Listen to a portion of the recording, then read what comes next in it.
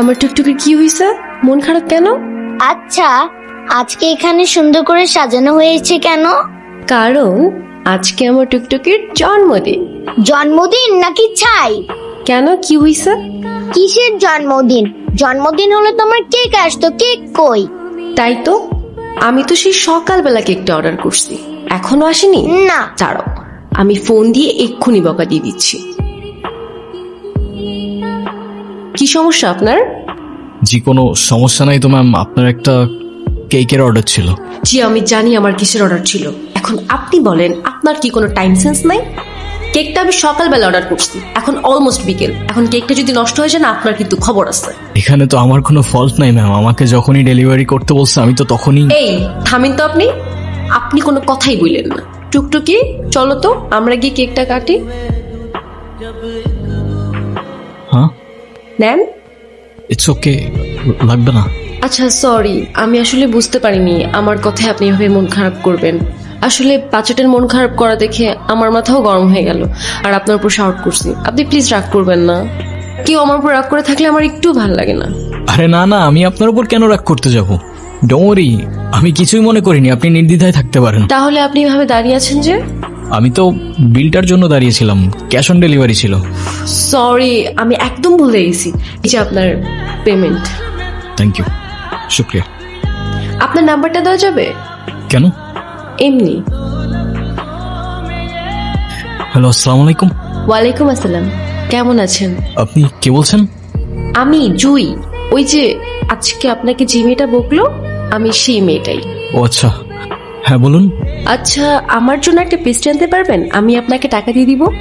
এখন তো প্রায় 1:30 বাজে। তো কি হয়েছে, আপনাদের তো 24 আওয়ার সার্ভিস। হ্যাঁ আচ্ছা, আপনি আমাদের অ্যাপ থেকে অর্ডার করুন, কেউ না কেউ গিয়ে দিয়ে আসবে। না, আমার তো আপনাকেই লাগবে। মানে? না মানে, আপনি যদি একটু আসতেন ভালো হতো। এখন তো অনেক রাত, কে না কে আসে, আর সময়ও ভালো না। যদি কোনো দুর্ঘটনা ঘটে।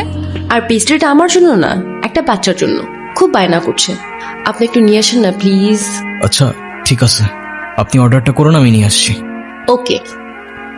কি দেখছেন? আপনি তো বলেছিলেন পেস্ট্রিটা একটা বাচ্চার জন্য, রাইট? বারে, আমি তো বাচ্চাই, আমার বয়স কি বেশি নাকি? আচ্ছা যাই হোক, আমার বিলটা দিন, আমি চলে যাই। বসেন তো, দেখতেছেন একটা মানুষ খাচ্ছে আর আপনি তাকে তাড়া দিচ্ছেন, এটা কেমন কথা? হ্যাঁ আচ্ছা, আপনি তো আমাকে বিলটা দিয়ে তারপরেও খেতে পারেন, রাইট? আমাকে এভাবে অযথা বসিয়ে রেখে কি লাভ? আপনি এত খিটখিটে স্বভাবের কেন? দেখতে তো অনেক সুইট, কিন্তু কথাবার্তা একদম করলার মতো। করল্লার মতো মানে? তো আচ্ছা, আপনার বাসায় কে কে আছে? কেন? আবার করলার মতো কথাবার্তা। কেউ নেই। আপনার বাবা মা কোথায়? জানি না, আমি আমার সম্পর্কে কিছুই জানি না। আমি কে, আমার বাবা কে, মা কে, কোথায় আছে, কিচ্ছু জানি না। শুধু কিছু স্বপ্ন দেখি, দুঃস্বপ্ন। কেমন স্বপ্ন? সেটাও জানি না, স্পষ্ট না, আবছা ঝাপসা। আপনার কোনো বন্ধুও নেই? না, কেউ নেই। নাও, আজকে থেকে আমি তোমার বন্ধু। ফ্রেন্ডশিপ মুবারক হো মেরা দোস্ত। শুক্রিয়া, আর ফ্রেন্ডশিপ মুবারক হোক। আচ্ছা, তোমার তো পরিবারে সবাই আছে, তেমন কোনো ফাইন্যান্সিয়াল নিডও নাই, তাহলে ফ্যামিলির থেকে এত দূরে এই বাচ্চাদের সাথে কেন থাকো তুমি? বলতে পারো এটা আমার ভালো লাগা। ওদের সাথে থাকতে, ওদের সাথে সময় কাটাতে আমার অনেক ভালো লাগে।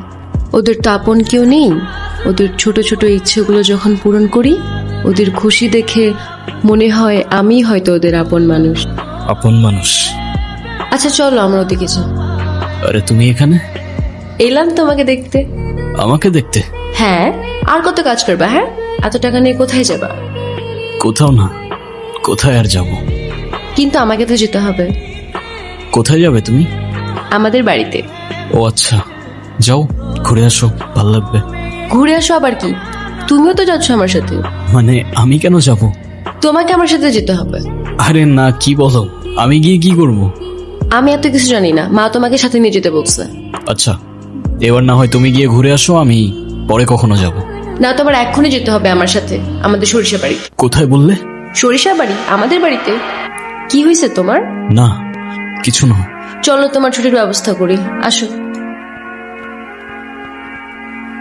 মা, ও কবির, ওর কথাই তোমাদেরকে বলছিলাম। সেটা তো ঠিক আছে, তা বাবা, কেমন আছো তুমি? আসতে কষ্ট হয়নি তো?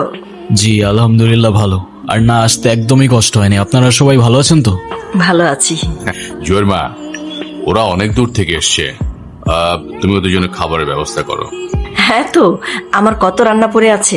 আর শোন, তুই আমার সাথে চল, ওর রুমটা সুন্দর করে গুছিয়ে দিবি। হ্যাঁ, চলো। আয়। বাবা, তাহলে তুমি একটু রেস্ট করো। আমার আবার গ্রামের জরুরি একটা সালিশ আছে, আমি ওটা সেরে আসতেছি। হ্যাঁ ঠিক আছে আঙ্কেল। ছোট, গাড়িটা বের করে আমি রেডি হয়ে আসতেছি। জি ভাইজান। তোমাদের কথা শেষ হলে চলো তোমার রুমটা দেখিয়ে দিই। হ্যাঁ চলো চলো। কবির, উনি আমার চাচা। সালাম আলাইকুম চাচা। চলো চলো। কি দেখছো? সবকিছু কেমন যেন পরিচিত লাগছে। মনে হচ্ছে এখানে এই গ্রামে আমি আগেও এসেছিলাম। তাই নাকি? তো কবে এসেছো শুনি? জানি না। ও সব জানে, না জানলে ভান ধরছে। স্যার, পরে কি খাইয়া দিমু? এখন কিচ্ছু করতে হবে না, সময় সুযোগ মতো সবকিছু আমি দেখবো। তুই খালি ওর দিকে নজর রাখ। ঠিক আছে স্যার। কেমন লাগছে আমাদের গ্রাম? সুন্দর, আই মিন অসম্ভব সুন্দর। তাহলে তোমাকে এত আনমনে লাগছে কেন? জানি না, তবে এখানে আসার পর থেকে কেমন যেন সবকিছু এলোমেলো লাগছে। কিছুই বুঝতে পারছি না। কেন? সেটাও জানি না। আচ্ছা আমাকে একটা কথা বলো তো, আমার ফেসের সাথে কি তোমাদের এখানের কারোর চেহারা মেলে? অবশ্যই মেলে। আমার চোখ শোকনের চোখ। কিন্তু দাদা, এক স্যার তো অনেক মানুষ আছে এই দুনিয়াতে। হ, আমিও শুনছি, কিন্তু একই দেশে কি থাকে? আছে তো, ওই যে ইন্ডিয়াতে শাহরুখ খানের কপি, সালমান খানের কপি। আমার মনে হয় আপনারা যারা খুঁজতেছেন এই ভাইও সেই লোকের কপি। হ্যাঁ, এখন এত কিছু চিন্তা বাদ দাও। সন্ধ্যা হয়ে যাচ্ছে, বাড়ি যেতে হবে, চলো। সন্ধে হলেই বাড়িতে যেতে হবে কেন? কারণ আমাদের এখানে সন্ধ্যা নেমে আসলে ভূত আসে। বিশ্বাস করো না তো? হুম, ওয়েট। অনেক ভয় পেয়ে গেলাম। আচ্ছা চলো। মা বাবা যদি তোমার ফ্যামিলি সম্পর্কে জিজ্ঞাসা করে, তুমি আবার এসব বলো না যে তুমি কিছু জানো না। শুনতে কেমন যেন লাগে, অন্য কিছু বলে দিও। ওকে? আচ্ছা চলো। তোরে কি বলছিলাম মনে আছে? সেই জন্যই তো গিয়েছিলাম কাকা বাবু। তাদের মধ্যে দেখি মধুর সম্পর্ক। জি স্যার, জুই ম্যাডাম আর কবির স্যারের মধ্যে মনে হয় প্রেম ঘটিত কোনো সম্পর্ক আছে। তারা লুকিয়ে লুকিয়ে কথা বলে। কবির নাকি আরিয়ান? আরিয়ান কেম নয় কন দেখি, আমরা তো নিজেরা। দেখো আমিন, তুমি তো অনেক বেশি কথা বলো। বেশি কথা বলা লোক আমার একদম পছন্দ না। জি স্যার। একটু কম কম কথা বলো। আর উত্তম, ওর দিকে খেয়াল রাখ, কোনো রিস্ক নেওয়া যাবে না। সুযোগ পয়সা সবে কোপ দিতে হবে। ঠিক আছে। শহরে থাকিস, কি না কি খাস আল্লাহ জানে। সারাক্ষণ আমার টেনশন লেগেই থাকে। আর দেখো না, তোমার মেয়েটা কত শুকায় গেছে। এই নে, পেট ভরে খাবি। সঞ্জয়, নতুন মেহমান নিয়ে আসছস, একটু সাবধানে থাকিস। আমাদের তো শত্রুর অভাব নাই, যে কোনো সময় যে কোনো কিছু হয়ে যেতে পারে। তুই যে কি বলিস না ছোট, আমাদের আবার শত্রু কোথায়? হ্যাঁ, গ্রামের সবাই আমাদের কত ভালোবাসে। তাছাড়া কেউ জেনে শুনে আমার কিংবা আমার মেহমানের কোনো ক্ষতি করবে না। তা বাবা কবির, আমাদের গ্রামটা তুমি কেমন দেখলে? দারুণ, আপনাদের গ্রামটা বেশ সুন্দর। তবে আমার কেন যেন মনে হচ্ছিল এখানে আমি আগেও এসেছি। সবকিছু কেমন যেন আপন আপন মনে হচ্ছিল। বাবা, ঢাকায় তোমার কে কে আছে? আর তুমি করো কি? আমি একটা রেস্টুরেন্টে জব করি। একাই থাকি, পরিবার বলতে তেমন কেউ নেই। অনাথ বলতে পারেন। অনাথ কেন বলছো? আমরা আছি না, আমি আছি না। আমাকে কি তোমার মায়ের মতো মনে হয় না বাবা? তাছাড়া সব মায়ের না সব সন্তানকে আপন মনে হয়, অনাথ মনে হয় না। আজ থেকে তুমি আমার সন্তানের মতো, কেমন? এই বাড়ির দরজা তোমার জন্য চিরদিনের জন্য খোলা। তোমার যখন প্রয়োজন তখন তুমি আসবে, এবং তোমার যা প্রয়োজন তুমি আমার কাছে চাইবে। আপনাদের এই ভালোবাসাগুলো আমি কখনো ভুলতে পারবো না। আমার মতো একটা ছেলেকে আপনারা এভাবে আপন করে নেবেন ভাবিনি। আপনারা সবাই খুব ভালো মনের মানুষ। আপনাদের সাথে বসে প্রথমবারের মতো পরিবারের ফিলিংটা বুঝতে পারলাম। কিরে ছোট, তুই খাচ্ছিস না কেন? হ্যাঁ, এখানে ঘুমাচ্ছ কেন? রুমে গিয়ে ঘুমাও। আচ্ছা ঠিক আছে। জুই, থ্যাঙ্কস। থ্যাঙ্কস কেন? সবকিছুর জন্য থ্যাংক ইউ। তুমি এখানে কেন আসছো? মানে? তুমি এখানে কেন আসছো আরিয়ান? আপনি আমাকে বলতেছেন? তোমাকেই বলছি, যেখান থেকে আসছো সেখানে ফিরে যাও, নইলে মরবা। নিজের মরণ কেন ডেকে আনছো? আপনি কি বলতেছেন আমি কিছু বুঝতে পারতেছি না। মরবো মানে কে মারবে আমাকে? আপনি কি বলতেছেন আমি কিচ্ছু বুঝতে পারতেছি না। চলো আমার সাথে, আমি বুঝাইতেছি। আরে আজব, আমি আপনার সাথে কেন যাব? কি পাগলামি করতেছেন আপনি এগুলো? তারা আমাকে মারবে মানে?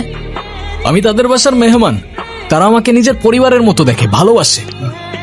আপনার কথা আমি কেন শুনবো? আপনি জানতো?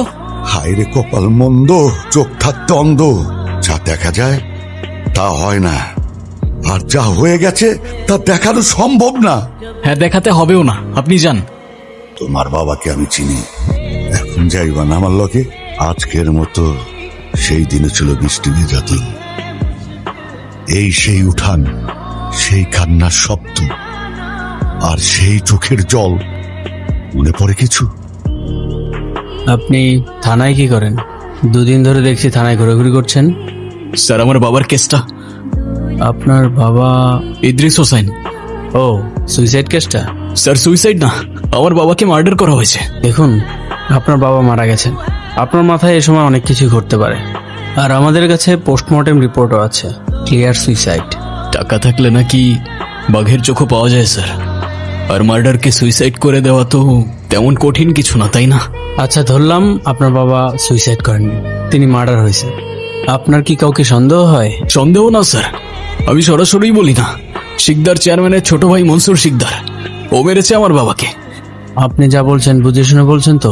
আমার বাবা আর নেই স্যার, যা বলছি আমি বুঝে শুনেই বলছি। ঠিক আছে, আপনি বাসায় যান, আপনার কেসটা আমি দেখছি। শুক্রিয়া স্যার। বেসারা, তোরা এই মাসুম সাওয়ালটার এখানে কেন ধরে নিয়ে আসছস? 2 রাতেই নয় নাই, বেসারার বাপ আত্মহত্যা করে মরে গেছে, এখনো তো শোকে আছে। কিন্তু ওই তো সুখ পালন না কইরা থানায় থানায় ঘুরতাছে। কেন থানায় কেন? ওই তো কয় ওর বাপ নাকি আত্মহত্যা করে নাই, খুন হয়েছে। আয় হায়, এত ভালো লোকটারে কেডা মারা ফেলেন? ওই তো বলে আপনি নাকি খুন করছে। আমি খুন করছি? আমি খুন করছি? আচ্ছা যা, ওই যখন কইছে আমি খুন করছি, কিন্তু কেমনে খুন করছি এটা তো জান না। কিন্তু তার আগে পারার কারণটা শোন। চাচার কাছে আমি বেশি কিছু চাই নাই, চাইছিলাম ছোট্ট একটা জমি। এই জমি আমি দিতে পারবো না, আমার আর কয়টা দিন সময় দাও, আমি সব টাকা শোধ করে দেবানি। বড় ভাই, আপনি টাকার কথা ভুলে যান, আমার টাকা লাগবে না। আপনার এই জমিটা আমার পছন্দ হয়েছে, আপনার জমিটা আমারে দিয়ে দেন। এই জমি চাষ করে আমি আমার ছেলেরে লেখাপড়া শিখেছি, সে এখন অনেক বড় হয়েছে, আমার জান যাবে, তো আমি জমি দিতে পারবো না। আমার এলাকায় মনসুর শিকদারে কেউ না করে, যদি জমি না দেন তাইলে জানটাই নিয়ে নেব। তুমি গারে ভয় দেখাচ্ছ, আজকে তোমার নামে আমি থানা ডায়েরি করবো। আমারে ভয় দেওয়া লাভ নাই, আমি জমি দেবো না। মনসুর শিকদার কাউরে ভয় পায় না, আপনি যদি জমি না দেন তাইলে আপনার জানটাই দিয়ে দেন। একটা গল্প শুনবি? রাজার গল্প। রাজা মানে আমার? বল। এক রাজ্যে এক রাজা ছিল, স্বৈরাচারী। রাজ্যের সবাই তারে ডাকতো নরপিশাচ। সেই মজা পাইছি, বল। মানুষের উপর জুলুম করাই তার একমাত্র নেশা ছিল। কিন্তু দুঃখের বিষয় কি জানিস? সেই রাজা নিজেও জানতো না যে তার রাজত্ব খুব বেশি দিন আর টিকবে না। কারণ এই দুনিয়াতে সব স্বৈরাচারেরই পতন হয়। বালকটা অনেক সাহসী ছিল, কিন্তু দুঃখের বিষয় হলো বালকটা রাজার কোনো লাভ শিখতে পারলো না। সবই তো শুনলা, এখন যত দ্রুত সম্ভব এখান থেকে চলে যাও। চলে তো যাবই কাকা, কিন্তু তার আগে অনেক হিসাব বাকি আছে। কিসের হিসাব? পাপের হিসাব, পাপীর হিসাব, প্রতি ফোঁটা রক্তের হিসাব, আর এই মাটির হিসাব। কি করতে চাইতেছো তুমি? কবির, দাঁড়াও। তুমি কোথায় যাচ্ছ? অনেক দূরের পথ। আমাকে সাথে নিবা না? এখন তোমার পরিবারের তোমাকে প্রয়োজন, তাদের পাশে থাকাটা তোমার দায়িত্ব।